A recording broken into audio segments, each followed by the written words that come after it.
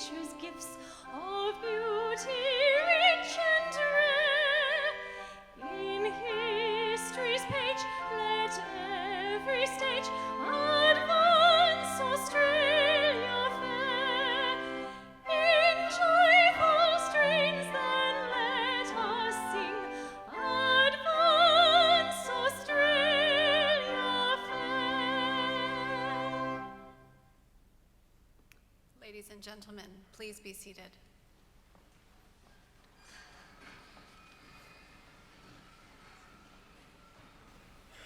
I now present to you the Deputy Chancellor of Monash University, Mr. Shane Buggle, who will open this graduation ceremony.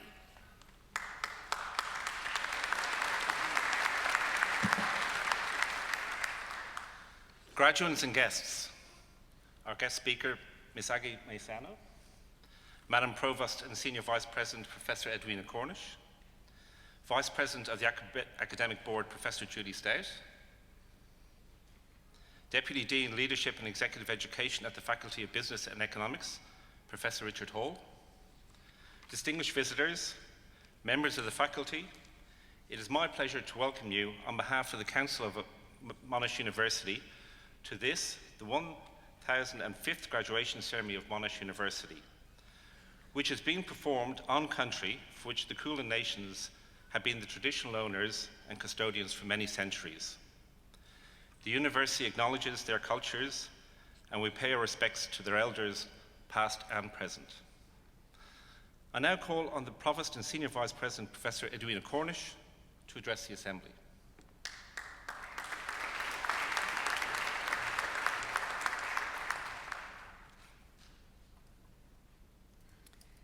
Mr. Deputy Chancellor, members of the Monash University Council, our guest speaker, Ms. Aggie Maisano, graduates, colleagues and guests.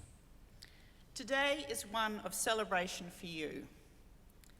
To everyone graduating, I offer my warm congratulations. The ceremony is formal, the rituals drawing on centuries of practice in graduations, including the particular elements that are special to Monash. Formality, though, doesn't signal a lack of enjoyment or passion.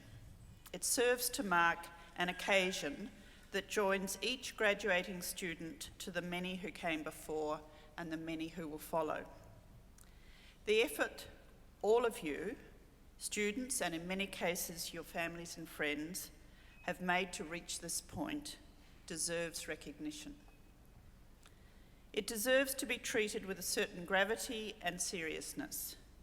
It serves as an acknowledgement that today you join a line of graduates that dates back not just to Monash's first ceremony in 1964, but to an academic tradition that begins with the University of Bologna in 1088. Today, the university certifies that you have acquired the analytical abilities, the deep knowledge of your fields, and the capabilities that a Monash degree implies. Valuable as those things are, we like to think that you have taken away more than this from your time here at Monash. We hope that you have forged values that reflect the ones that this university holds dear.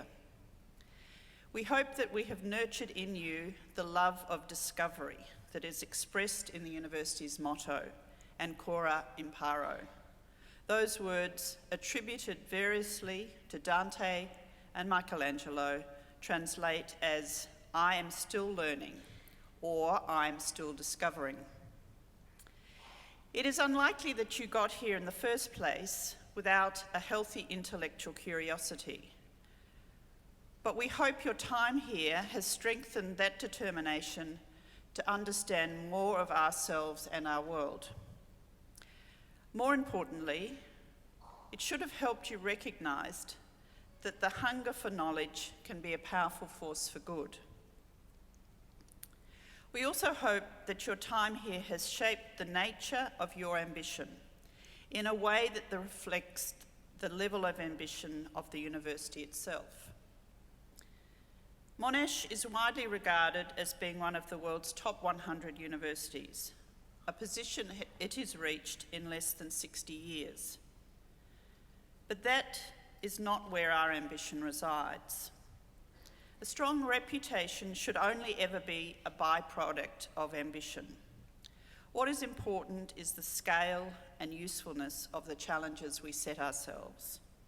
For the Faculty of Business and Economics, these include researching how disease and conflict impact the living standards of future generations in the developing world, designing healthcare, superannuation systems, and sanitation infrastructure in developing and industrialised countries, and working with the World Bank to design environmental and trade strategies for sustainable growth and development.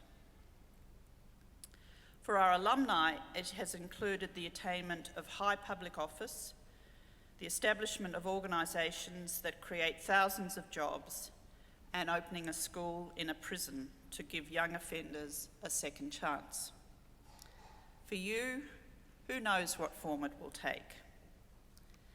But implicit in all of these various ambitions is the idea of service, the notion that the most noble end to which one can direct one's talents and efforts is the greater good. As our namesake, the great Australian Sir John Monash once wrote, "Equip yourself for life, not solely for your own benefit, but for the benefit of the whole community." That doesn't mean that we expect every Monash graduate to discover life-saving vaccines or end global warming. But there should always be an awareness that the decisions you make and the actions you take in your professional and personal lives have implications for all of us. From the advantages you gain from your education, there is always an opportunity to give something to others. We also seek to inculcate in our students an openness to new ideas, perspectives, and cultures. Your education would not have succeeded were your opinions and preconceptions not challenged. The diversity of experience of your fellow students, as well as the ideas and experience provided by your lecturers, should have sketched new horizons and new ways of understanding the world. It is this openness that has underpinned Monash's international focus. At Monash, some 25% of our undergraduates spend time during their degrees in another country. And with campuses in Malaysia, India, and China, an alliance with the UK's Warwick University, and a centre in Prato, Italy, Monash is one of the most international universities in the world. Whether your career takes you to Australia, Asia, Europe, or the Americas, when you meet employers, clients, and professional contacts, there is some chance you will meet another Monash graduate. You were educated in a university that has prepared you to work successfully in global teams, and this is very much the future of employment.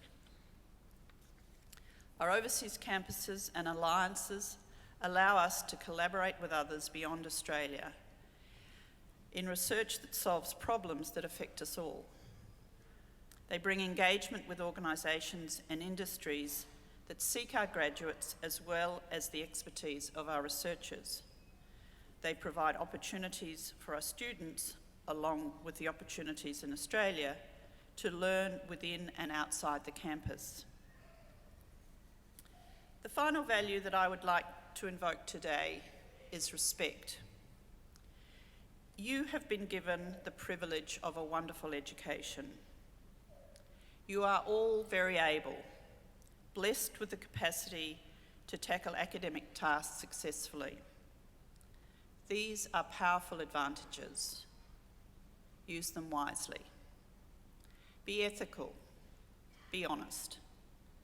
Aspire always to fairness and be generous with your time, in your assessment of others and in the credit you give them. By doing this, you will prove yourself worthy of the investment that your families, the university, and the community have made in you. Again, on behalf of the university, congratulations. Thank you.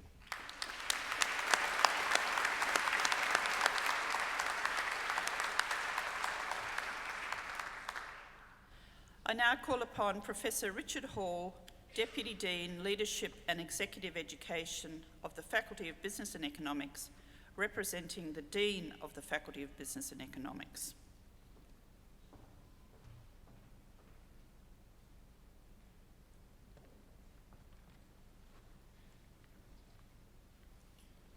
Mr. Deputy Chancellor, I certify to you and to the Council of Monash University that all candidates now to be presented and those others listed in your copy of the graduation program have fulfilled the conditions prescribed by the Council of Monash University for admission to the degrees and for the award of the diplomas indicated in the program. Would all candidates for degrees and diplomas of the Faculty of Business and Economics please stand?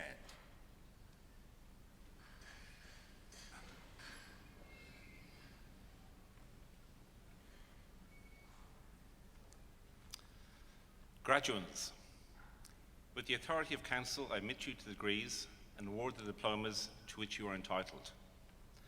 I also admit to the degrees and award the diplomas to which they are entitled those others who are absent today, but are listed in my copy of the graduation program.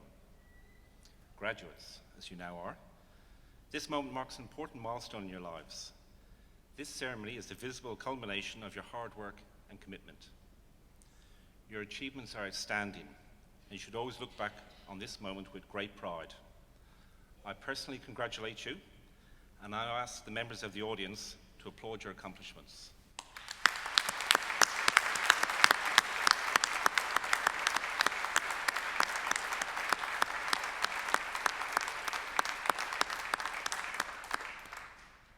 Please be seated.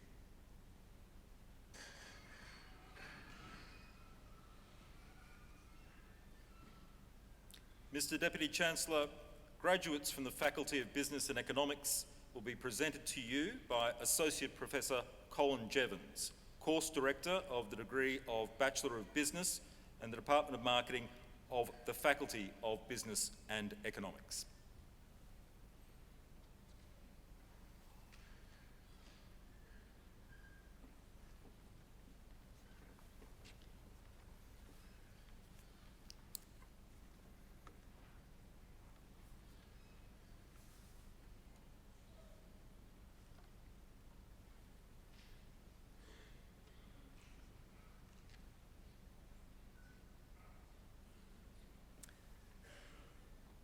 Mr. Deputy Chancellor, I present to you graduates from the Faculty of Business and Economics and the Faculty of Arts who have been admitted to the following degrees and awarded the following diplomas today.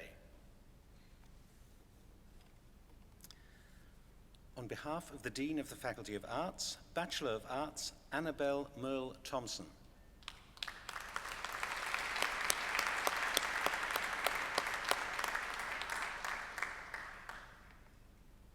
From the Faculty of Business and Economics, for the double degree of Bachelor of Arts and Bachelor of Business Management, Ashley Coleman-Bock.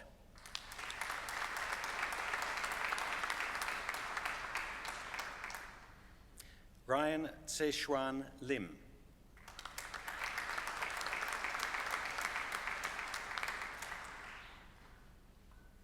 Natalie Justine Macula.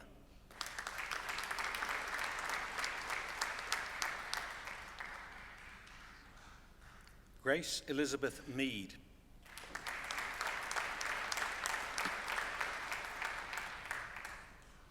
Bridget Ann Parks.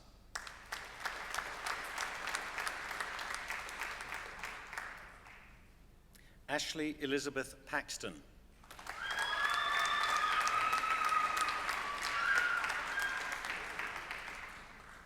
Elspeth Ann Taylor.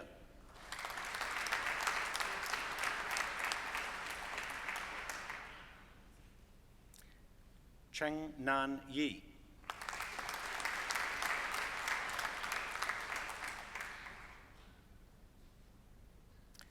For the double degree of Bachelor of Arts and Bachelor of Business Marketing, Oliver John Hopkins Bannister.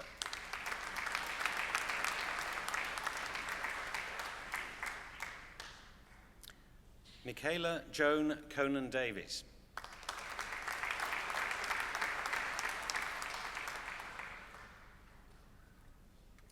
Adam Matthew Donkovich.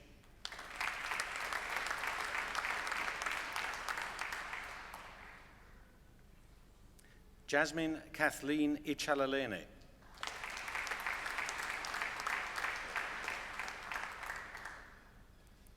Lucy Grace Ingram.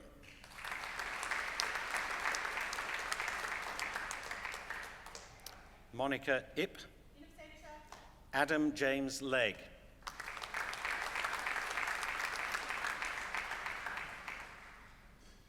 Julia Leong.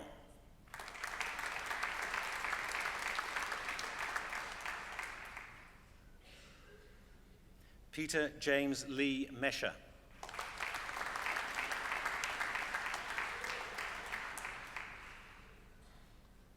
Elena Michael.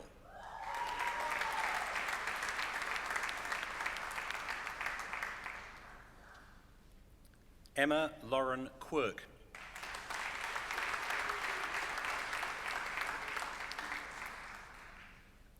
Eliza Jane Ryan.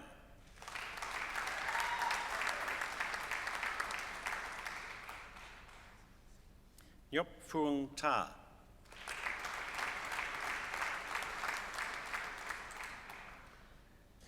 Kate Margaret Thompson.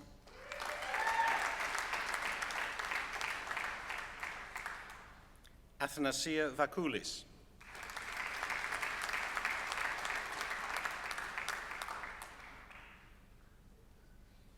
Emma Beatrice Williams.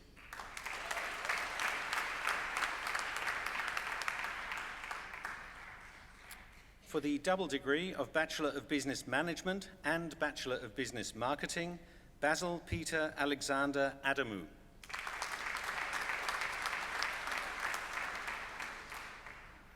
Tess Shannon Arnold.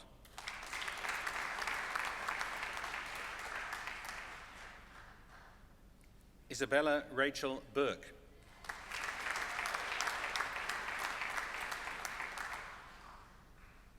Lauren Chun.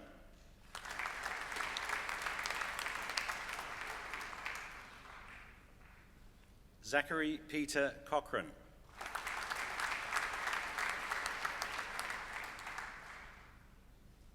Daniel Edmonds.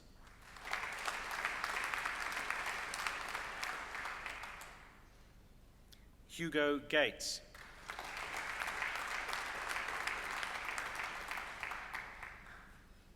Georgia Hall.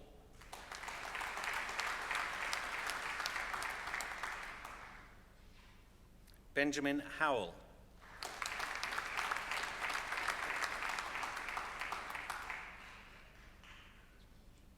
Matthew James Hutton.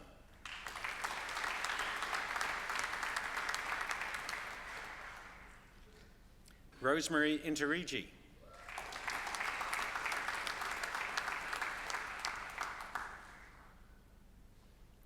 Ashley Jade Kaiser.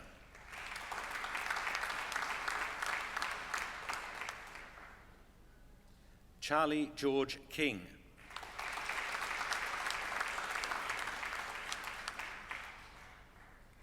Nicolina Klazan.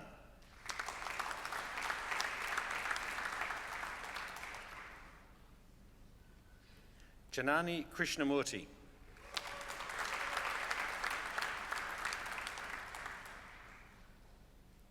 Anthony Kiriakou.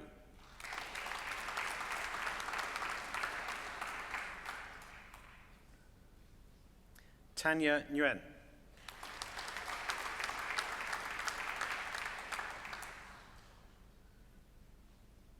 Ying Xing Niu.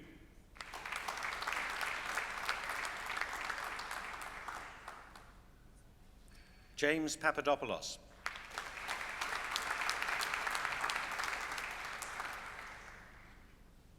Adele Marie Pellizzari.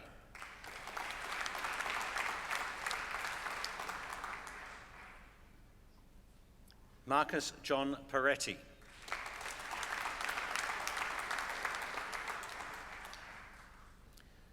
Julia Amy Thorpe. Pamela Yip.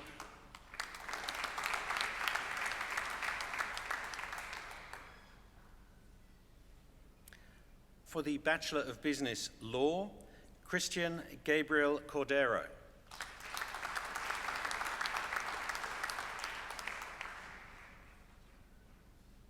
Ruby Georgia Daloya.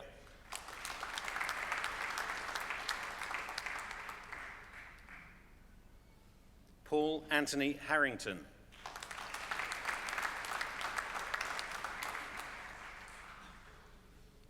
Naomi Michaela Kowalski.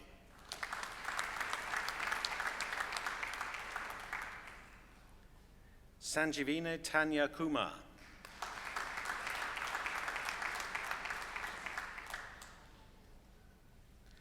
Wasundara Rasadari Opanayaka.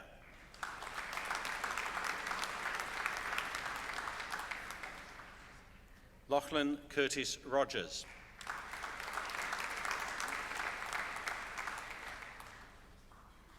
Isaac Noboru Williams.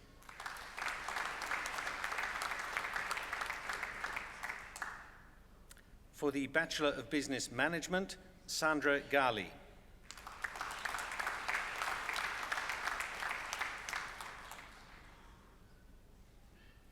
Yanni Koudiomtis.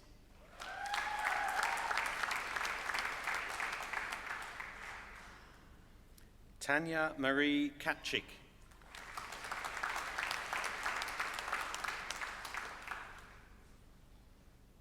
For the Bachelor of Business Marketing, Shinta Afriani.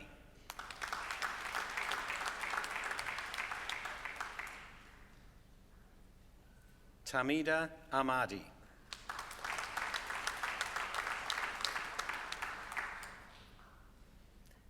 Diana Ashlakoff.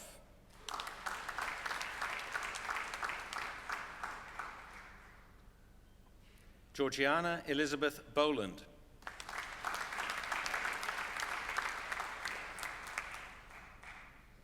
Aaron Edward Bosch.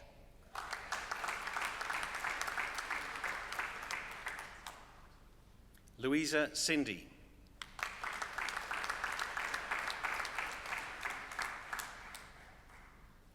Melissa DeCarado.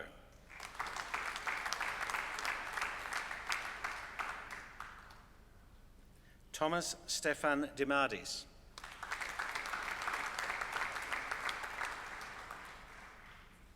Damien Duan Tuai Duong.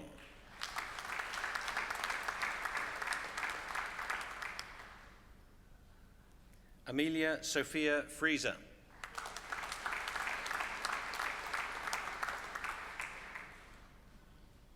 Rebecca Joanna Gehrig.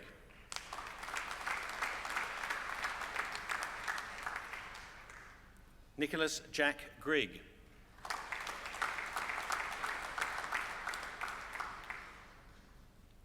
Tanya Dinata Gunawan.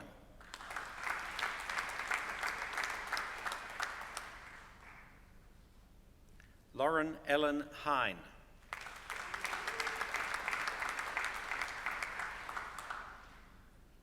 James Young Lee.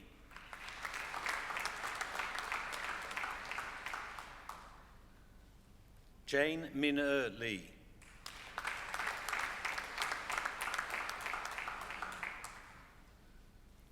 Cassandra Jean Longmuir.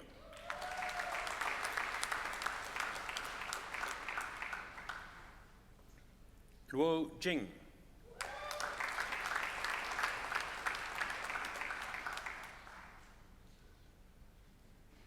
Alexander Maximets.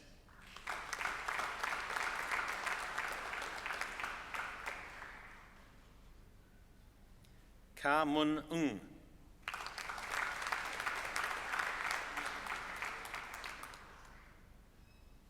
Kim Fung.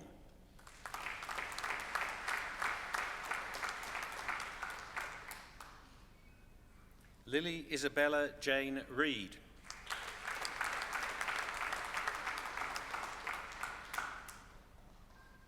Katina Linda Rosker.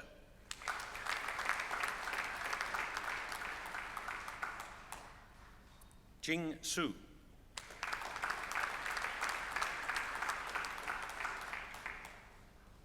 Wai Yan Swen.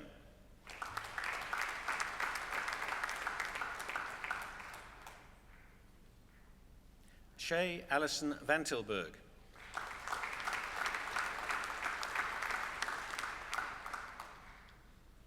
Melanie Louise Weddell.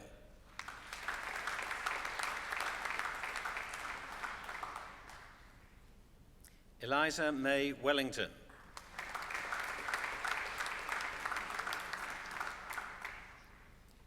Rinaldo Canisius Yamin.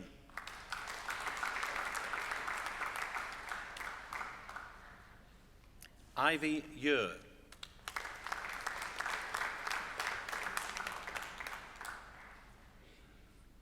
For the Bachelor of Business Psychology, Victoria Alice Cleary.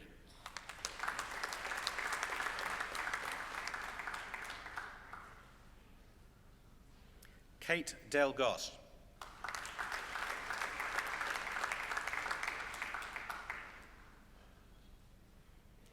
Declan Alexander Dover Dlugosh.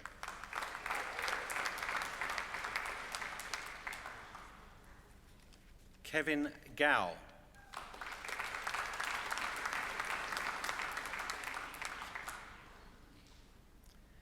Anastasia Maxachev.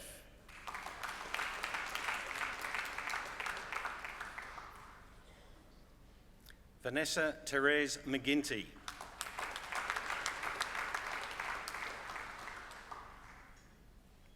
Simone Adelaide Newland.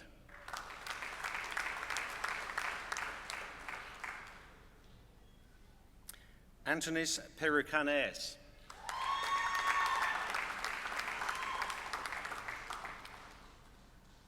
Stephen Scremin.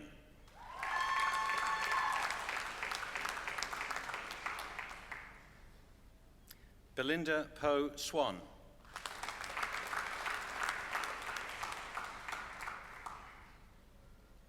For the double degree of Bachelor of Arts and Bachelor of Business Marketing, Monica Ip.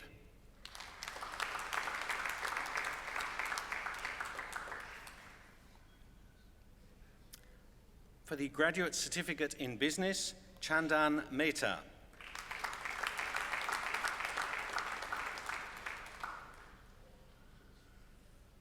For the Graduate Diploma in Business, Janine Marie Alexander.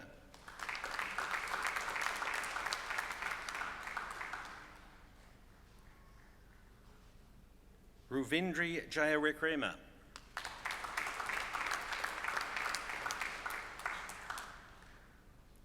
Vern Chan Tan.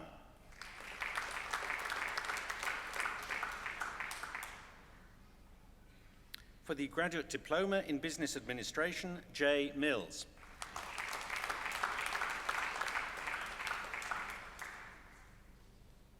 For the double degree of Master of Applied Econometrics and Master of Applied Finance, Nian Peng.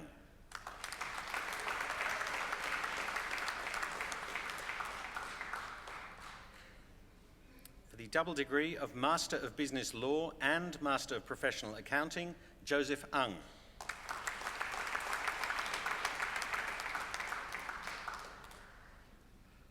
Kendra Suzanne Trewavis.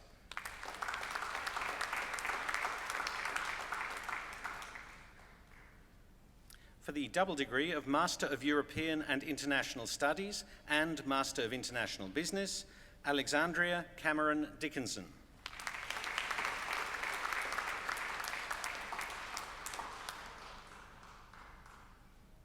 Fan Fan Liu.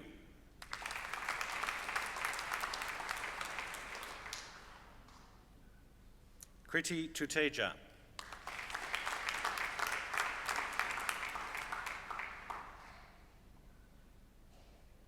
For the Executive Master of Business Administration, Greg Allison.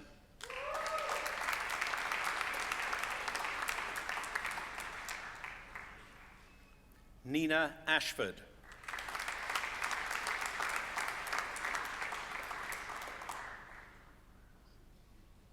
Paul Delaney.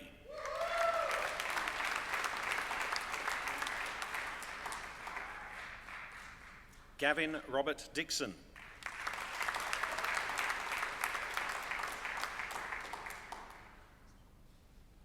Joel Daniel Elliott.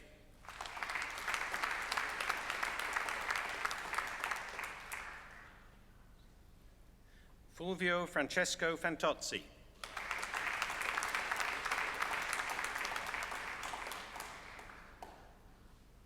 Mark Donald Ferguson.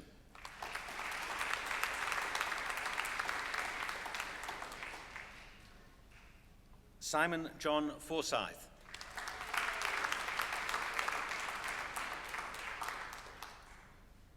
Stephen John Harris.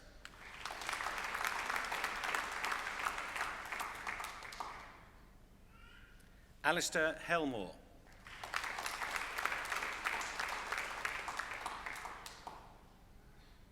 Christopher James Murphy.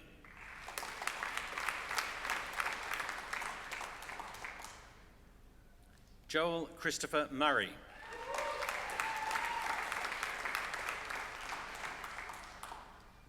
Jerry Joseph Sementhi.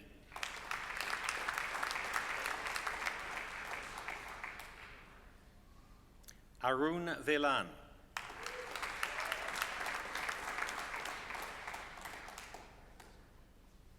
For the Master of Advanced Marketing, Erying Yi.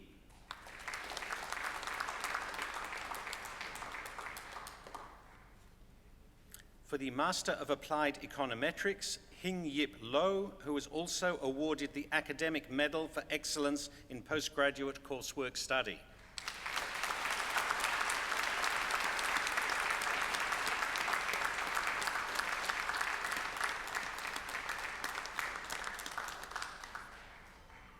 For the Master of Applied Finance, Andy Chan.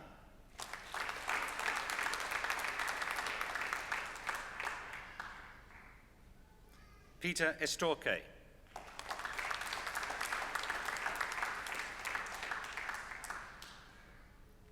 Brett Lester Richard Jackson.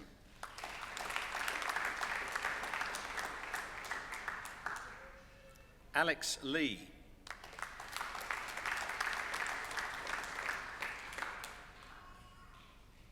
Yang Liu.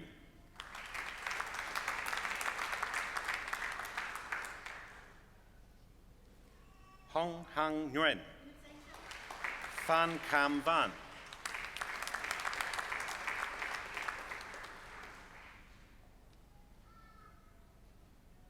Yuren Wu.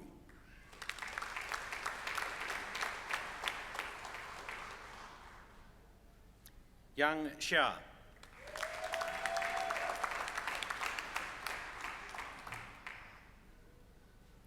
Wei Ni Yang.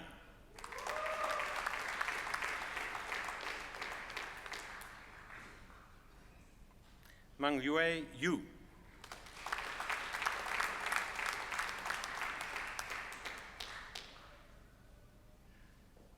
For the Master of Banking and Finance, Fang Li Kai.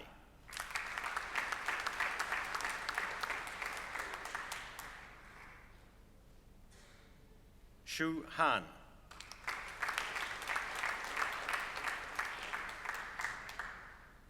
Mangshuan Ho.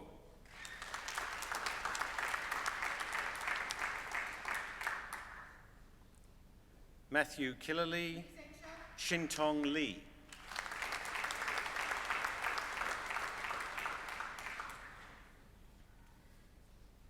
Yun Chang Ming Chang.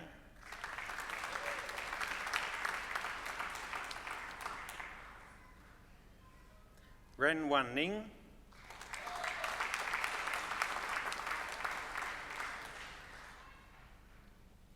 Jing Wen Sun,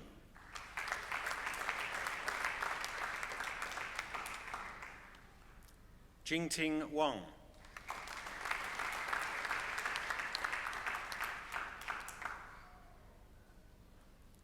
Tui Wan Wong,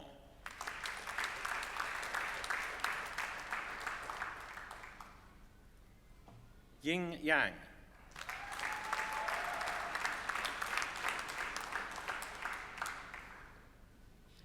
Han Ye,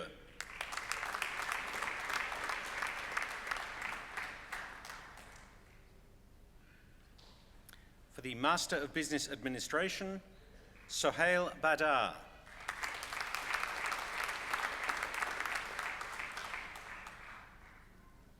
Claire Bridget Butler,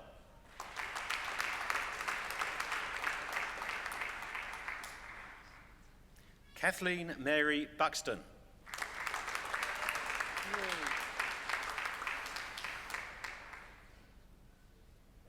Catherine So Fan Chan,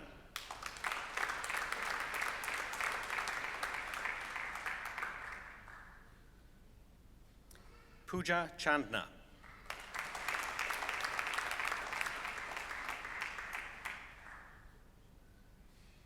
Robert Murray Dugdale,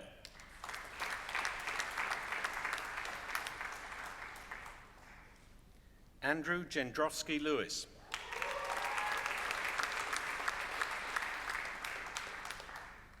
Stephen Eastwood,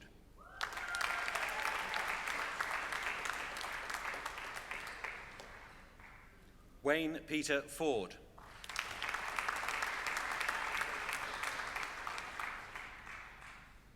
Rajinder Singh Gill,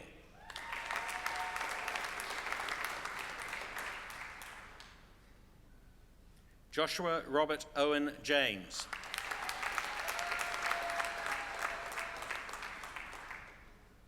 Gregory Orphanidis,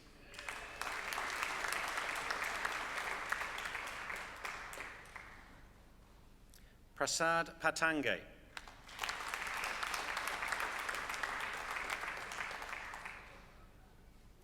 Enrique Luis Perez,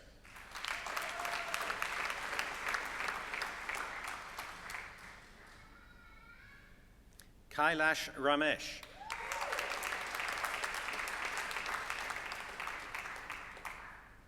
Tamara Reinisch,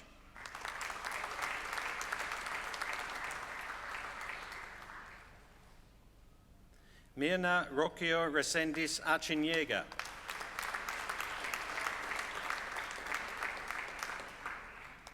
Gideon Schlen,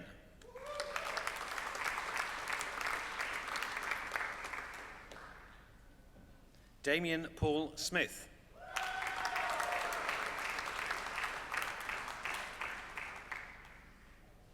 Bradley Wayne Wolfe,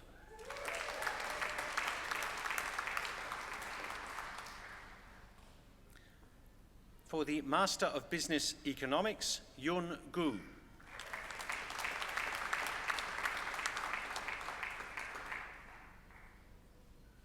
for the Master of Business Law, Bilal El Katatani,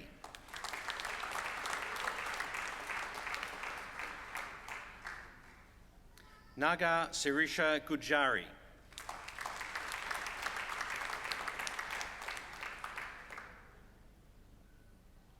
Jacqueline Ketty Morales,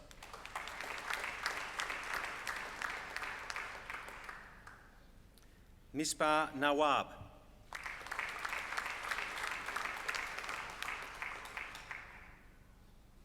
Upeka Sandamali Samarakun,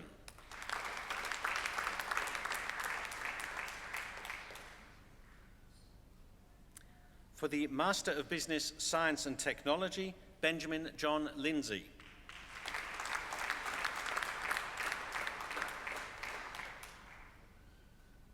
Natasha Veselinovich,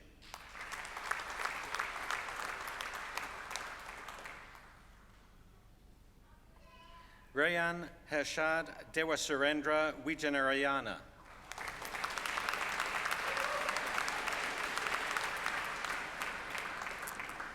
For the Master of Diplomacy and Trade, Joshua Eric Beheels.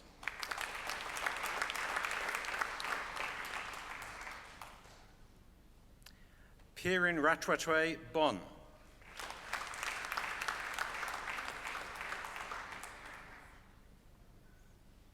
Robert Raibiki.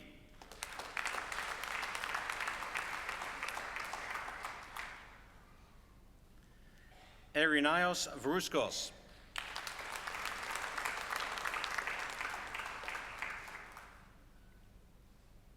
For the Master of Human Resource Management, Madeline Jane Ball.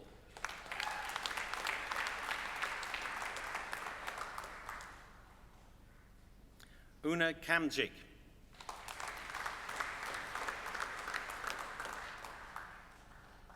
Courtney Griffin.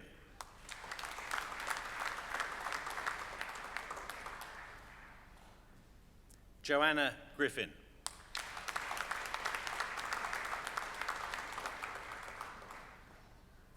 Jessica R.K. Hui.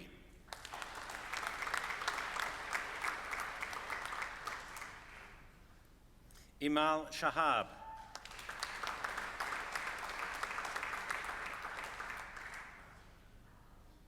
Sean Summers.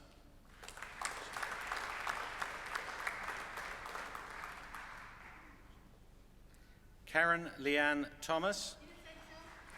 For the Master of International Business, Julia Billy.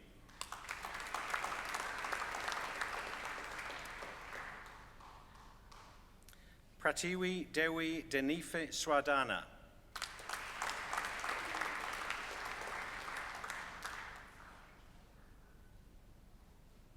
Timothy Joseph Dillon.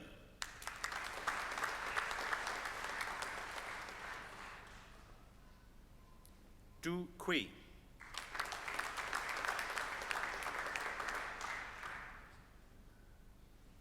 Pratik Garg.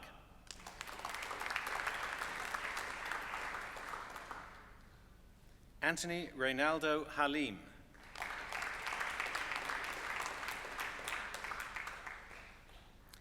Niranga Lakshita Jude Kalarachachi.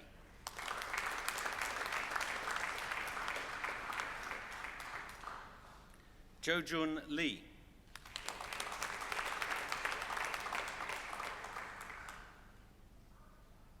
Nur Izati Othman.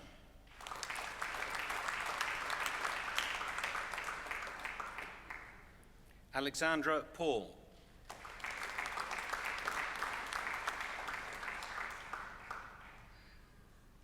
Bin Jan.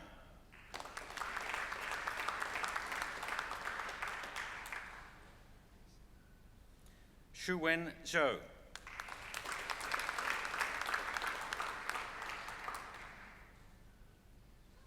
For the Master of Management, Amanda Agius.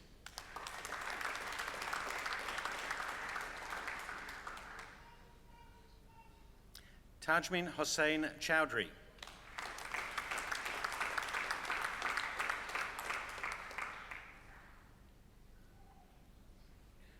Natalie Cook.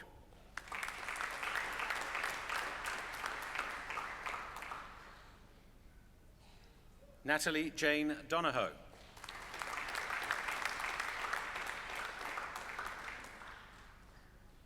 Anthony James Ellin.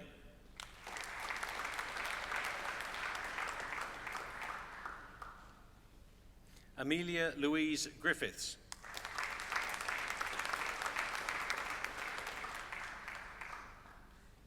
Cherie Ann Howe.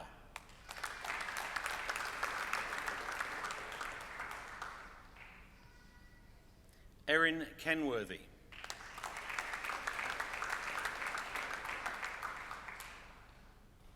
William Patrick McMall.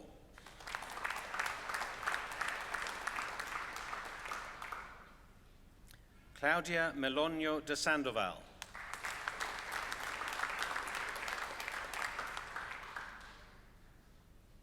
Cookie Anjana Moodley.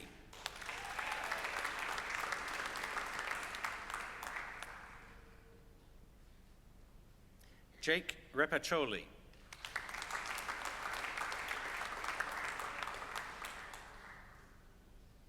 Michael Rowe.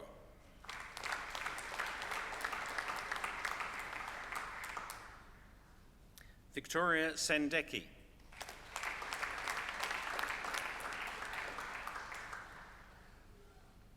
For the Master of Marketing, Mitchell Alexander.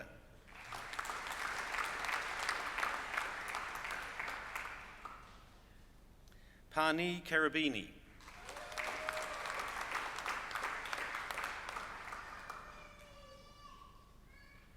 Cassandra Louise Dalton.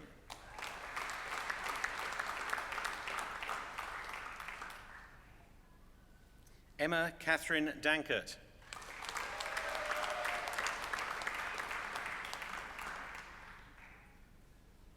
Hanika Gomez.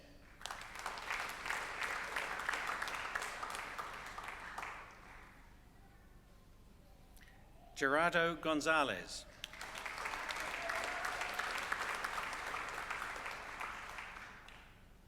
Matthew Holland.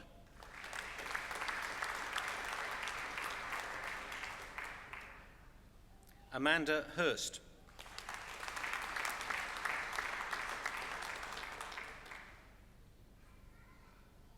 Justine Lally.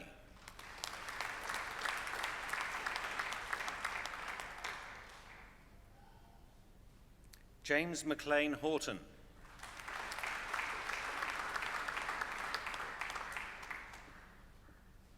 Hannah Jane Morella Raff.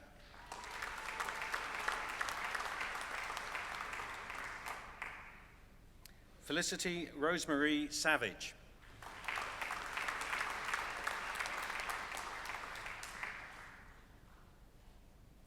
For the Master of Public Administration, Executive, Adrian Wayne Hudson.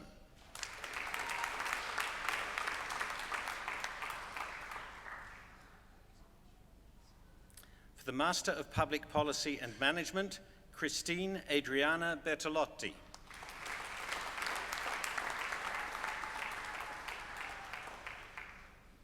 Shari McPhail.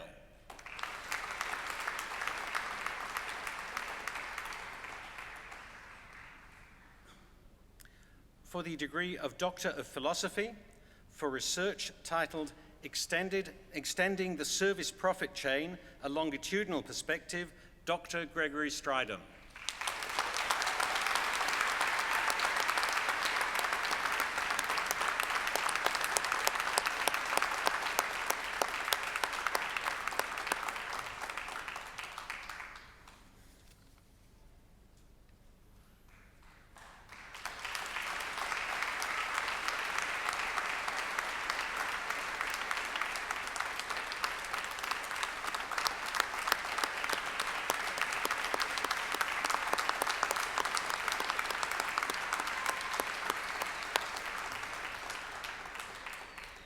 Mr. Deputy Chancellor, that concludes the presentation of graduates from the Faculty of Business and Economics.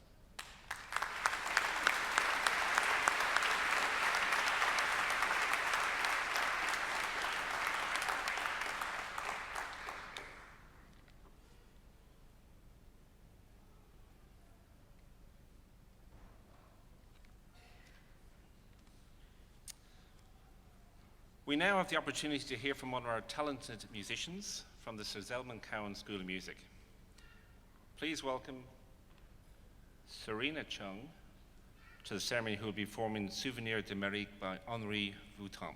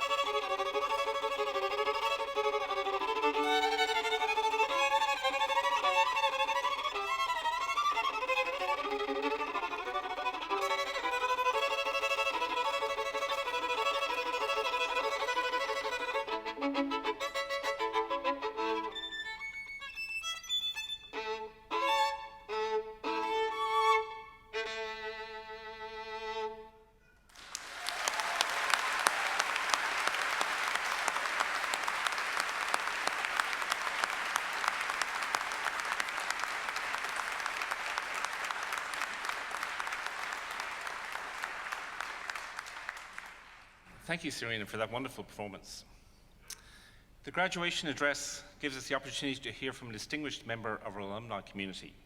And we are fortunate today the address will be delivered by Ms. Aggie Maisano.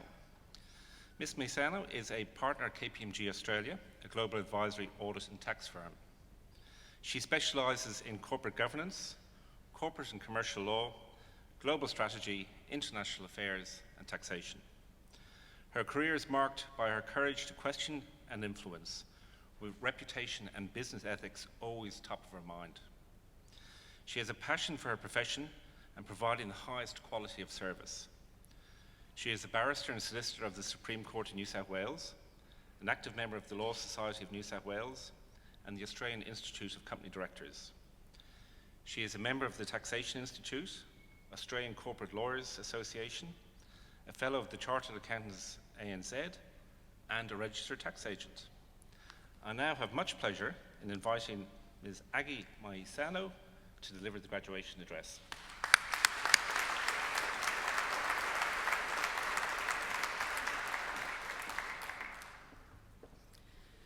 Deputy Chancellor Mr.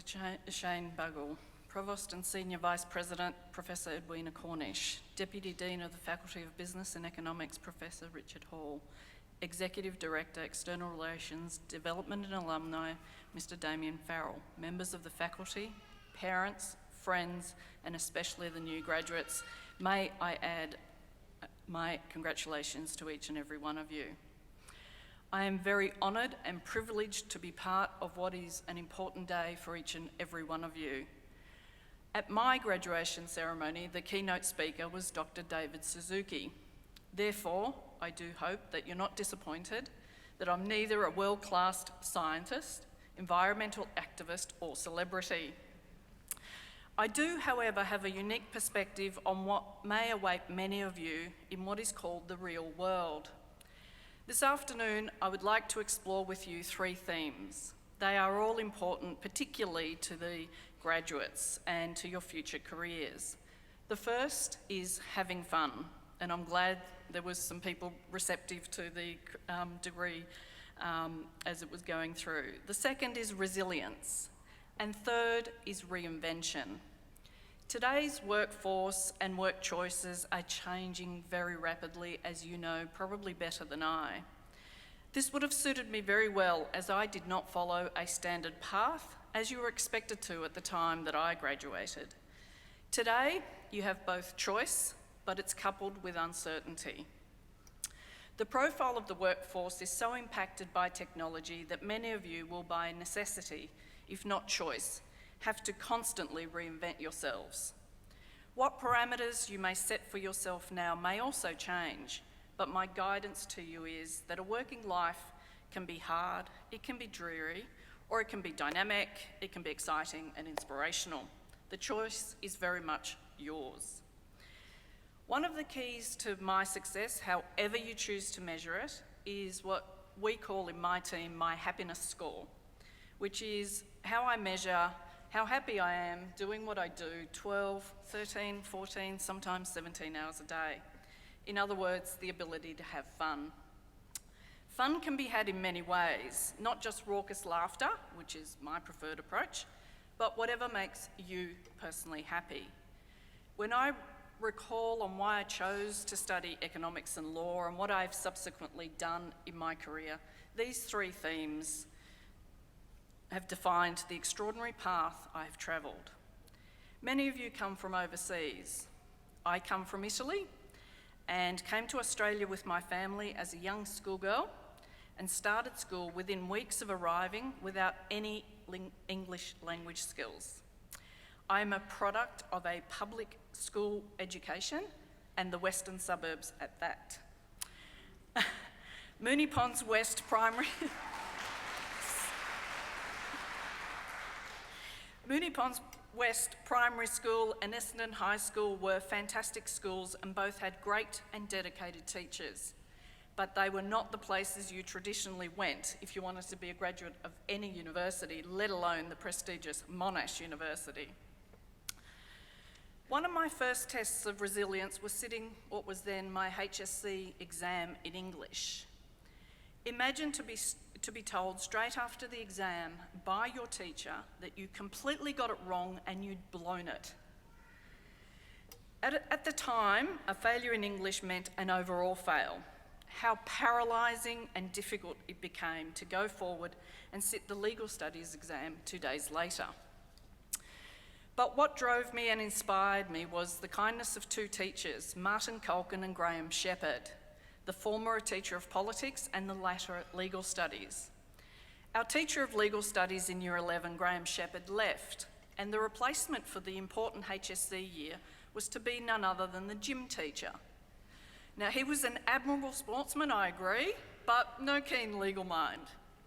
Not happy with this, I took matters into my own hands, and with the help of my political studies teacher, I worked what we would call now remotely. That is, he would ferry my work to my old teacher at his new school. Graham would mark it, assess it, give me guidance, and it would come back to me. I am still amazed that any school allowed this to happen, but the feedback was good and they persevered. So this enormous support of both men gave me the courage to press on. The importance to you of that small tale is that there will be times that you think the odds are so stacked against you, and your willingness and determination to push forward will be the key. You need to prepare for that focus and strength or resilience now. Along came the results, and if memory serves me correctly, not only was I the dux of my school, but I'd managed to score one of the highest grades in English for that year. But that's really when the excitement started. Now I would get to venture more deeply into those fields of study of economics, law and politics at this relatively, at that time, 1981, new university, which offered all sorts of combinations of degrees and was itself leading and breaking the mould and changing the study landscape. But of course there was more testing to come. Apparently, despite my love of economics, my brain did not care for the core work, and there was a struggle to pass the microeconomics exam more than once. I dropped out of accounting as a major because, in my own words, I didn't want to be an auditor. I had no idea what an auditor was. I didn't know what an accounting firm was, let alone that my own career would be fulfilled by one. So my career began in law, but here's the but. I've reinvented myself no less than 6 times. I've been a tax advisor, a trainer, a chief operating officer, a legal counsel, a risk manager, and a plain and simple lawyer. None of these were planned on my graduation day, or had I been trained for any of these roles, but each and every one of them has given me great delight, satisfaction, and at times have been truly exhilarating. Initially, I worked with a well-respected mid-tier law firm, but reviewing and amending superannuation trustees just didn't do it for me. It just didn't fit that definition of fun. Along came the accounting firms who were recruiting. I went to the first interview and I honestly thought I'd been sent to another dimension. I was going to cancel my interview with KPMG on the basis that these accounting firms are a little bit crazy. Anyway, KPMG was the choice, and I joined at the back of the queue of what was then the graduate program. My peers were already ahead in rank and subject matter knowledge, so I had some catching up to do. I joined as a tax advisor, and if I'd followed this very serious and exemplary line of work, I probably would have made partner earlier, I probably would have had better job security, and I definitely would have joined the ranks of some highly acclaimed experts.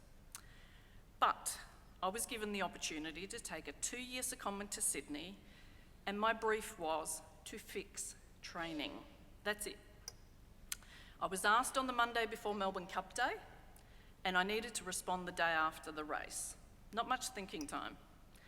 I had no idea what I would do or how I would do it, but I'd met the head of the team, and he was quirky, he was amazingly intelligent, and we had great fun just in that initial 40-minute meeting. So off I went to Sydney, and fun we had indeed. We worked hard, we challenged each other and the organisation itself, and ultimately we turned out a great product and service.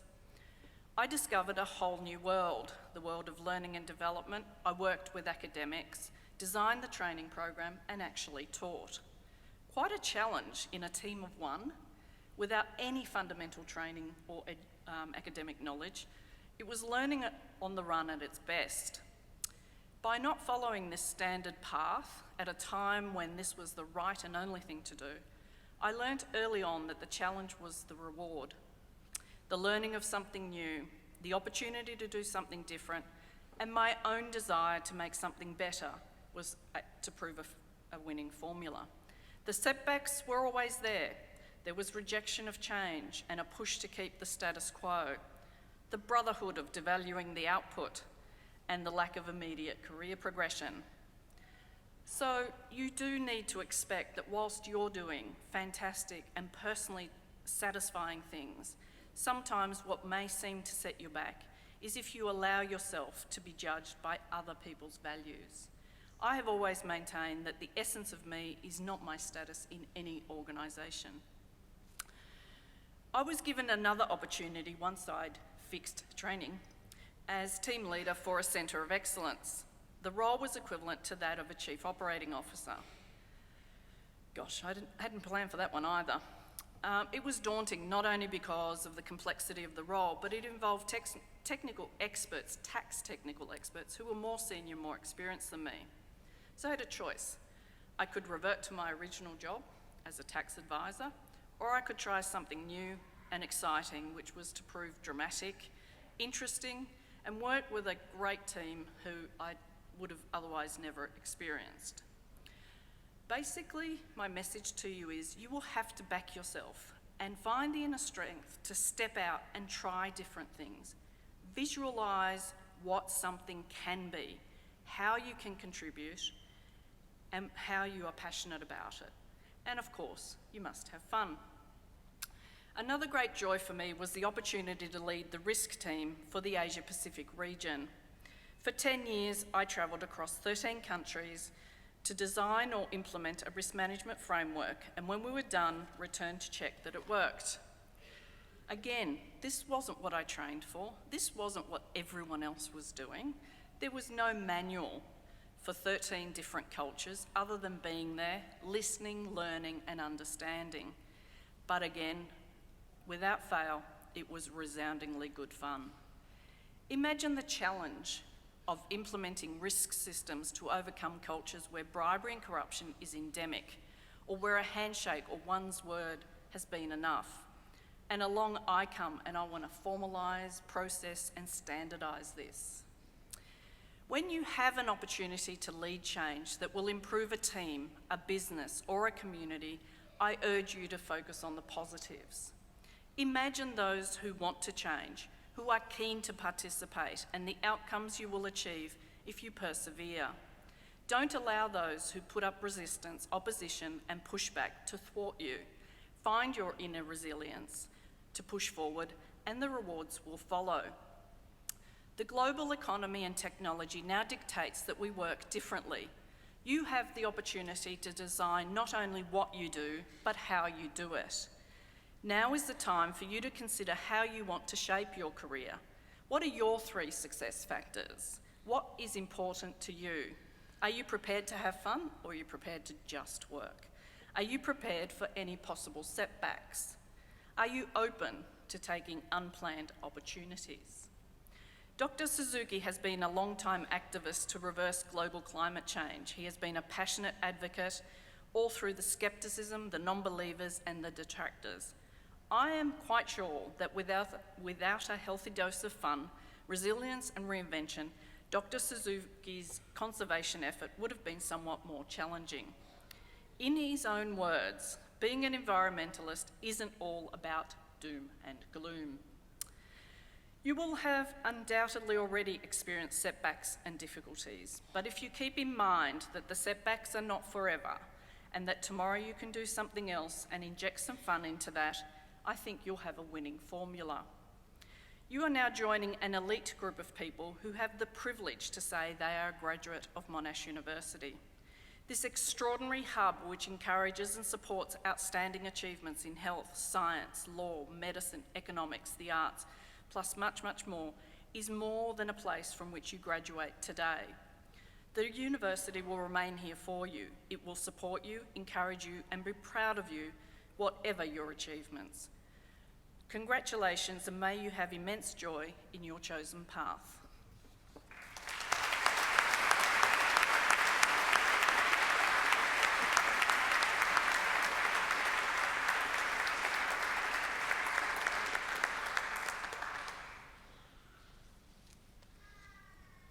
Thank you, Aggie, for that thought-provoking, thoroughly engaging life story and the lessons that you learned along the way. I'm sure they're of great value to all of us here. Thank you. Graduates, as you leave the ceremony, remember that you're not leaving the university, no matter how far you may move away from this time and this place. As alumni of the university, you are joined to the university and to each other by a link that cannot be broken, and we very much hope will be strongly maintained. I urge you to keep in touch with the University Alumni Group. The alumni page in your copy of the graduation programme is a guide to what we have to share with you, wherever you may be. In congratulating you on your achievements, I particularly want to acknowledge the contribution that your lecturers, supervisors, tutors, and the professional staff of the university have made in ensuring your presence at this ceremony. It is not always possible to give public recognition to their hard work and their dedication, but I'll ask you now to take this opportunity to show them your appreciation with a round of applause.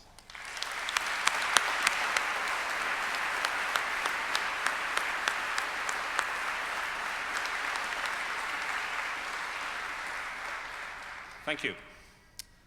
I know that university study is not easy. During your many years of research and learning, you've had to cope with the stresses of examinations and assignments and combine study with outside work or family obligations. Throughout this time, you're encouraged and supported by your parents, husbands, wives, partners, brothers, sisters, guardians, or friends. To acknowledge their contribution, I now invite you to stand, and turn, and express your gratitude by a round of applause.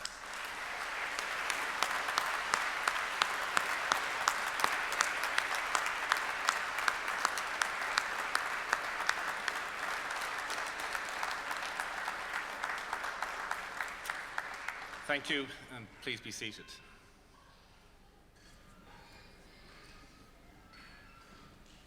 I cordially invite everyone to continue the celebration by coming to the Campus Centre dining room for refreshments. Graduates, I invite you to join the procession as the official party leaves the hall, and I ask members of the audience to remain standing at their seats until all our graduates have left the hall. The ceremony is now at an end. Thank you.